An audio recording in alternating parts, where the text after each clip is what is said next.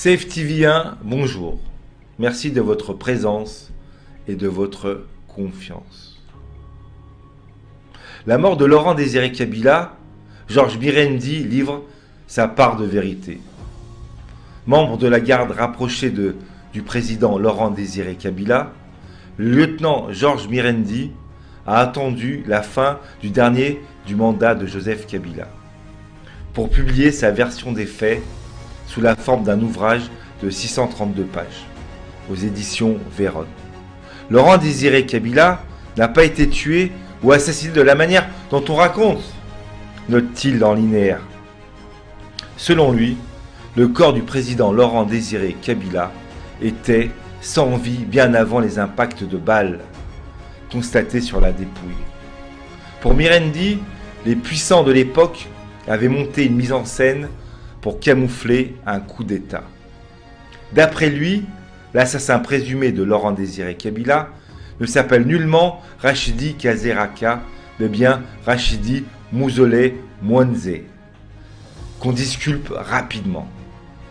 Il accuse les personnalités, les dépositaires du grand secret, Joseph Kabila, Augustin Kotomba Mweke, alors gouverneur de Katanga, Jano Munze Kongolo, Émile Mota, les témoins oculaires, et Edi Kapent Ireng, aide de camp de Laurent Désiré Kabila, auteur du documentaire Qui a tué Laurent Désiré Kabila, le réalisateur Arnaud Zlatan en prend également pour son grade.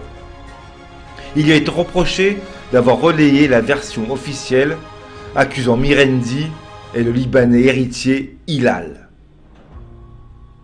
Kinshasa, mardi 16 janvier 2001. Il est midi lorsque des tirs à l'arme automatique retentissent au palais de marbre, mesdames et messieurs, qui sert de bureau et de résidence officielle au président Laurent Désiré Kabila. Celui-ci se préparait à s'envoler pour Yaoundé, au Cameroun, afin de participer au sommet France-Afrique. Membre de la garde rapprochée du chef de l'État congolais, Georges Mirendi était rentré chez lui pour chercher sa valise en prévision du voyage présidentiel. Agent de sécurité chargé notamment d'introduire les visiteurs au bureau du président, Annie Koulombo attend des détonations dans le bureau du président. Elle fait irruption. À sa grande surprise, elle trouve Laurent Désiré Kabila assis mais immobile. Émilie Mota, le Dir Koba, chargé des questions économiques, était également sur les lieux. L'homme est ceinture noire de karaté. Joseph Kabila suspecte d'intelligence avec le RDC. Selon Mirendi, plusieurs rapports accusateurs abondaient dans le même sens. Laurent Désiré Kabila avait décidé de faire fusiller son fils, oui mesdames et messieurs, Joseph, pour haute trahison. Celui-ci aurait eu la vie sauvée grâce au gouverneur Katumba Mwake. Des témoignages recueillis auprès des rebelles faits prisonniers confirmaient les soupçons sur Joseph. Edi Kopent était également dans le collimateur de Laurent Désiré Kabila pour avoir dissipé plusieurs millions de dollars, mesdames et messieurs, destinés à l'achat d'armes. Le colonel Edi Kopent dévoile 18 ans après, dans sa cellule de la prison de Makala, les commanditaires, selon lui, mesdames et messieurs, l'assassinat de Laurent Désiré Kabila.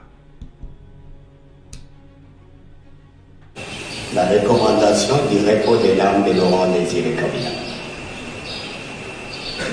L'occasion nous permet de dire à vous, ici présents, et au-delà d'ici, à tous ceux qui peuvent nous écouter, que Laurent Désiré Kabila était assassiné le 16 janvier 2001.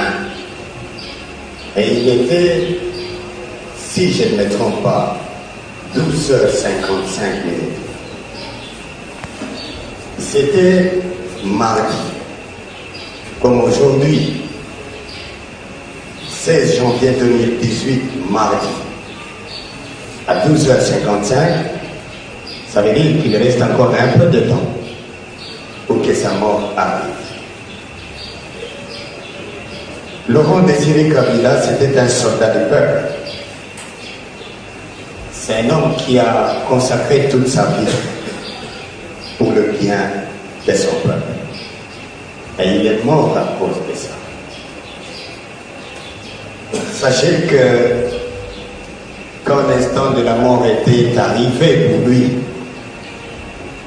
le président Laurent Désiré Kabila était dans son bureau. Et il était en train de parler avec son directeur de cabinet, le professeur Mota Émile. Ils étaient à deux. Lorsque Rachidi Mouzele, qui était l'un de ces quatre corps rapprochés, est entré par une porte détournée, une porte arrière, pour tirer de 3 balles sur le président. Une balle est allée sous l'oreille gauche, une deuxième dans la poitrine et une troisième dans l'abdomen. Et le président est mort sur place. Il n'est pas mort à l'hôpital de Ngalieba comme on vous l'a dit. Il n'est pas mort à l'étranger comme on vous l'a raconté. Il est mort sur place. Il n'a pas eu le temps de crier ou de demander secours à qui que ce soit. Et quand il est mort, moi, devant vous, votre frère, je n'étais pas avec lui. Je l'ai trouvé à un autre endroit avec d'autres dignitaires du régime. Nous attendions l'audience pour entrer auprès du président. Le destin est arrivé et lui, il est parti. Le pays s'est arrêté ces jours-là. Et vous êtes tous témoins, pour ceux qui avaient de l'âge à cette époque. Notre pays avait 3 pouvoirs. Il y avait un gouvernement à Goma, avec le RCD. Il y avait un gouvernement à Guadeloupe, avec le MLC. Et il y avait le gouvernement ici. Et donc nous étions en pleine guerre quand le président est mort. Et sa mort a constitué pour la République démocratique du Congo une occasion de menace grave pour sa balkanisation, pour le chaos. Parce qu'assassiner un président de la République dans son bureau, vivant, pendant la guerre, c'était la condition la meilleure pour que le pays tombe dans les chaos. Et moi, d'abord, entre parenthèses, pendant que le président meurt, là où j'étais assis, moi avec d'autres, il y avait un général-major. Il était supérieur à moi. Lorsqu'il a appris que le président est tué, ce général, il a trouvé des solutions qui s'enfuient pour protéger sa propre vie. Il aurait dû, lui comme général, prendre la responsabilité parce que le commandant suprême est tombé. Il faut que quelqu'un prenne les choses à lui. Lui, il a fait. Je pense aujourd'hui, nous souffrons à cause de cela. Les gens auraient souhaité aussi que moi je fuis aussi. Parce que si j'avais fui, je ne serais pas en prison. Tous les assassins de Kabila, tous les commanditaires, tous les traîtres, et tous ceux qui l'ont abandonné, ils sont tous en liberté. Et ne sont en prison que les innocents. Oui, parce que si nous qui sommes ici, nous étions des coupables, nous ne serions pas en prison. Les assassins sont dehors. Et ils savent que nous savons qu'ils sont dehors. Mais l'histoire des hommes est faite ainsi. Nous, ce que nous devons prendre à cette occasion, c'est de penser à l'idée qu'avait Laurent Désiré Kabila pour ce peuple. Ne jamais trahir la République démocratique du Congo. Le pays, c'est quoi? Le pays, c'est le peuple. Le pays, ce sont ses lois. Le pays, ce sont ses valeurs. Et lorsque Kabila dit ne jamais trahir le pays, il veut demander à chacun de nous de ne jamais trahir son peuple, de ne jamais trahir ses valeurs, de ne jamais trahir ses lois. Parce que celui qui trahit le pays, il se trahit lui-même. Mes amis, mes camarades, le moment est assez difficile dans l'histoire de notre pays. Et il est possible que toute l'œuvre de Laurent Désiré Kabila soit chiffonnée, soit oubliée, soit dénigrée, en jetant même de l'opprobre sur sa mémoire, à cause de ce qui se vit actuellement au pays. Mais moi, j'étais le fidèle de Laurent Désiré Kabila. Et je lui ai prêté serment que je ne les trahirai jamais. Je demande à vous qui m'écoutez, ici ou ailleurs, de vous souvenir en mémoire glorieuse de Laurent Désiré Kabila. Quoi qu'il arrive, c'est quelqu'un qui n'a pas trahi la nation. Quoi qu'il arrive, Kabila a donné sa vie pour le peuple congolais. Et le peuple est vivant. Je demande au peuple congolais, ici ou ailleurs, de continuer à garder une mémoire glorieuse pour Laurent Désiré Kabila. Laurent Désiré Kabila, dès ce moment, a pris la résolution de purger l'armée. Il aurait confirmé, au cours d'une causerie morale qu'il a tenue le 28 décembre 2000 au camp militaire de Kipembe à Lubumbashi. Pour l'ex-garde du corps, Laurent Désiré Kabila venait de signer son arrêt de mort. Les concernés ont agi avant que le président ne prenne des mesures contre eux, a-t-il dit. Qui a tué Laurent Désiré Kabila? Georges Mirendi sera arrêté ce même jour, le 16 janvier 2001, torturé dans le tristement célèbre immeuble GLM Groupe Lito Moboti. L'ex-garde du corps, qui vit en exil en Europe, se considère comme un miraculé, mesdames et messieurs, pour avoir échappé à l'exécution au camp de Kibomongo. C'est en soudoyant le bourreau nommé Salomu Mubekwa, alias Chap Chap, qu'il a survécu. Je vous invite à écouter la déclaration de l'officier à la sécurité rapprochée Georges Mirendi au moment des faits concernant l'assassinat de Laurent Désiré Kabila. Je m'appelle Georges Mirendi, de nationalité congolaise. J'ai travaillé comme officier à la sécurité rapproché du président Laurent Désiré Kabila. Je suis natif de Bukavu au Sud Kivu, précisément à Katana, à gauche du président. Les experts en balistique ont démontré qu'il y a eu aussi des balles tirées de tous les deux côtés. Des tirs croisés. Des tirs croisés. Alors, les contradictions de M. Émile Mota sont des révèlent que quelque chose a commencé à être caché à partir du lieu du crime. Ce qui est beaucoup plus étonnant encore, ils disent que l'assassin présumé c'est Rachidi. Mais Rachidi, où est son arme? Une question. Cette arme-là, c'est un élément sine qua non aux enquêtes.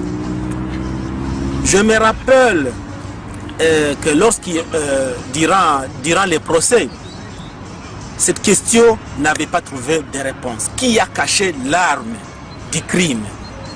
La disparition de cette arme du crime est directement liée aux contradictions de M. Émile Mota. La disparition de cette arme est aussi liée à la mort qu'ils ont donnée à celui qu'ils appellent l'assassin. Ils appellent cet homme l'assassin. Ils n'ont même jamais donné le nom de cet homme jusqu'à cette heure. Ils ont toujours dit Rachidi Kasereka, ce qui est faux. Celui-là, c'est mon collègue, nous savons tous ses noms. Jusqu'à cette heure, M. Joseph Kabila n'a jamais donné les noms, les vrais noms de celui qu'ils appellent l'assassin. Moi, j'attends à ce qu'ils disent d'abord les noms de cet homme, que les Congolais, ils ont droit à l'information, qu'ils sachent qui est cet homme, tiré de tous les deux côtés. Des tirs croisés. Des tirs croisés. Jusqu'à cette heure, M. Joseph Kabila n'a jamais donné les noms, les vrais noms de celui qu'ils appellent l'assassin. Moi, j'attends à ce qu'ils disent d'abord les noms de cet homme, que les Congolais, ils ont droit à l'information, qu'ils sachent qui est cet homme. Dire que c'est Rachid Kasereka, c'est déjà de la tricherie, ce n'est pas ce nom. Moi, ce Congolais-là même dit dans son livre, c'est faux, c'est une façon de donner toujours ce qui est modifié, toujours ce qui est mauvais, ce qui est faux. Les différentes commissions d'enquête mises en place ne cherchaient nullement, mesdames et messieurs, à faire éclater la vérité sur les circonstances exactes de la mort de Laurent Désiré Kabila. Elles cherchaient, selon lui, à faire triompher la version officielle. Les suspects soumis à la torture devaient avouer les faits relayés par les médias. Le président Laurent Désiré Kabila n'a sûrement pas été assassiné par Rachid, et sûrement pas à l'heure qu'on nous décrit, mesdames et messieurs. Et incroyablement pas de la façon que les Mota, Edi Kapeng, Mewen Congo nous décrivent, écrit-il. D'après Mirendi, Edi Kapeng et Joseph Kabila auraient pillé les résidences de Laurent Désiré Kabila, respectivement à Kinshasa et à Lubumbashi. Le défunt y entreposait des cartons de francs congolais, des devises étrangères, de l'or et des diamants. Les deux hommes se seraient chamaillés lors du partage du butin. Mirendi de marteler la vérité sur la mort de Laurent Désiré Kabila ne se trouve nulle part ailleurs qu'au sein du régime, mesdames et messieurs, qui fait le pouvoir qu'il a pris le 16 janvier 2001, qui a finalement tué Laurent Désiré Kabila. Comment, pour y répondre, Mirendi dit son trouble en apprenant cette déclaration faite le 18 janvier 2001.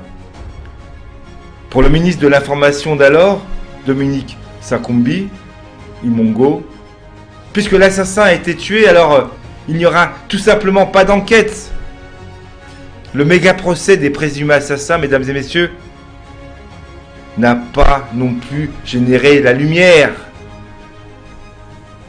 L'exécution de Massousou, Mirendi est formelle. Laurent Désiré Kabila n'a pas été tué ou assassiné de la manière dont on nous raconte. Beaucoup d'innocents sont morts ou en prison pour rien, ajoute-t-il en soulignant que les Kodogo venaient avec Laurent Désiré Kabila depuis Kivu, ont été faussement accusés d'avoir tué le président pour venger leur leader bien-aimé. Ansemale Massousou Nidanga, exécuté en novembre 2000 au village de Kontonio, après de Pueto à Kotanga. Oui, mesdames et messieurs, dans une longue évocation, Mirendi commence par relater l'ambiance oppressante qui régnait à la présidence de la République, avant la date fatidique du 16 janvier 2001. Il dénonce le clanisme, le tribalisme et la course à l'enrichissement, mesdames et messieurs. L'entourage de Laurent Désiré Kabila a commencé à comporter de pire en pire, glisse-t-il. Ils étaient insoutenables. 3 mois après la libération, le 17 mai 1997, Laurent Désiré Kabila et Amsel Massousou, un des cofondateurs de l'AFDL, l'Alliance des Forces démocratiques du Congo pour la libération, sont à couteau tiré. Le second est suspecté de préparer un putsch. Il est arrêté et jeté en prison à Boulouo, près de Likasi. Et la grande satisfaction de Joseph Kabila chef d'état-major des forces terrestres, de Gaétan Kakuji, ministre de l'Intérieur, et de Jeannot Mwenze Kongolo, ministre de la Justice. En juillet 1990, Laurent Désiré Kabila rompt la coalition avec les militaires et le Rwandais Paul Kagame. Ses anciens parrains, dès le 2 août, une nouvelle guerre est lancée. Une nouvelle rébellion congolaise voit le jour sous la dénomination du Rassemblement congolais pour la démocratie, mesdames et messieurs. Je vous invite à regarder une déclaration de Laurent Désiré Kabila, peu de temps avant sa mort. On se retrouve juste après. Il n'y a pas de rebelles. Je vous ai dit que ce sont les Rwandais. Vous voulez que j'exprime cela en quelle langue pour que vous compreniez que ce sont des Rwandais? Ces messieurs ont trouvé trop de miel ici, qu'ils veulent revenir, ils ne veulent pas quitter ce pays. Si seulement ils voulaient rester dans ce pays en respectant les autochtones, on les accepterait facilement. Mais ils y viennent en conquérant pour dominer tout le monde. C'est inacceptable. Jugé coupable de l'assassinat de Laurent Désiré Kabila en 2001, 28 détenus de la prison de Makala espérant toujours obtenir une grâce présidentielle. Considérés comme des prisonniers politiques pour plusieurs ONG, ils seraient aujourd'hui au bout, physiquement mais aussi financièrement. Condamnés à mort en janvier 2003, peine cumulée en réclusion criminelle à perpétuité, à l'issue d'un procès à huis clos devant le tribunal militaire. Les 28 détenus de la prison de Makala, jugés coupables de l'assassinat, en 2001, du président Laurent Désiré Kabila, sont une épine dans le pied de Félix Tshisekedi. Si ces hommes qui ont toujours clamé leur innocence sont toujours considérés comme des prisonniers politiques pour l'ONG de la fondation Bill Clinton pour la paix, ils n'ont pas été graciés en mars dernier par l'actuel chef de l'État qui a estimé ne pas savoir s'ils étaient libérables. La ligne rouge pour Joseph Kabila, leur relax fait de ligne rouge que Joseph Kabila a fixée à son successeur, mesdames et messieurs. Parmi ces 28, 39 à l'origine, 11 étant décédés en détention. 3 figures émergent. Edi Kapent, ancien chef d'état-major de l'armée, Nono Lotula, ex-conseiller spécial à la sécurité de Laurent Désiré Kabila, et Georges Leta. Les accusations formulées contre lui par le pasteur Théodore Mougoulou, ancien chef de la maison. On rappellera que c'est notamment au cours de la même émission que Pascal Mkouna a déclaré des anomalies sur la mort du président, Laurent Désiré Kabila. Déclaration ayant poussé la famille biologique de Laurent Désiré Kabila à faire ces déclarations, que Joseph Kabila a fixées à son successeur, mesdames et messieurs. Parmi ces 28, 39 à l'origine, 11 étant décédés en détention. 3 figures émergent. Edi Kapent, ancien chef d'état-major de l'armée, Nono Lotula, ex-conseiller spécial à la sécurité de Laurent Désiré Kabila, et Georges Leta, ex-patron de l'Agence nationale de renseignement. Vérité sur l'assassinat de Laurent Désiré Kabila. Ibrahim Kabila soutient la démarche de Pascal Mkouna et désavoue la plainte de sa famille. Ibrahim Kabila a révélé lors de cette émission qu'une plainte est en cours pour que les vrais responsables de la mort de Laurent Désiré Kabila répondent de leurs actes, mesdames et messieurs. Il a balayé d'un revers de main toutes les accusations formulées contre lui par le pasteur Théodore Mougoulou. Ancien chef de la maison civile de l'ex-président, notre ultime souci est de connaître qui a tué notre papa. Pour votre information, Edi Kapent fait partie de notre famille. Il est notre grand-père. Notre famille est divisée. Les gens ont peur de dire la vérité, mesdames et messieurs. Ils craignent de leur vie, a-t-il dit en lingala. D'après Ibrahim Kabila, l'homme de Dieu, Mougoulou, a joué un rôle pour diviser la famille de Laurent Désiré Kabila. Mougoulou devait faire quelque chose avant de quitter. Malheureusement, ça n'a pas été le cas, a renchéri Ibrahim Kabila. Quant au supposé contact avec l'évêque Pascal Moukouna, Ibrahim a rejeté tout en bloc. Je n'ai jamais rencontré le pasteur Moukouna. C'est un patriote. Nous ne pouvons pas aller faire plainte contre l'évêque. Si nous devons porter plainte contre l'État congolais, que nous allons adresser pour qu'il nous dise comment cela s'est-il passé, mesdames et messieurs. Ibrahim Kabila a formulé les vœux que les autorités en place puissent connaître la grande famille de Laurent Désiré Kabila. Cette démarche, poursuit-il, aidera à tous les bénéficiaires des avantages de l'illustre disparu. Je voudrais que l'on soit soumis à un test. Ceci nous permettra de connaître la vérité sur la descendance de Laurent Désiré Kabila.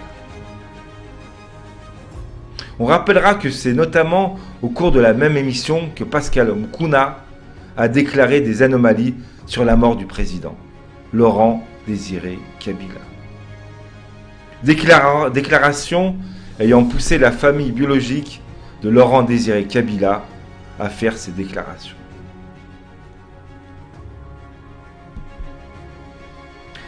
Merci mesdames et messieurs d'avoir écouté cette émission. CFTV1 n'a fait que poser des faits par des archives et donner des déclarations des personnes concernées sans trucage. Je vous laisse libre arbitre sur cette affaire. Merci. Au revoir.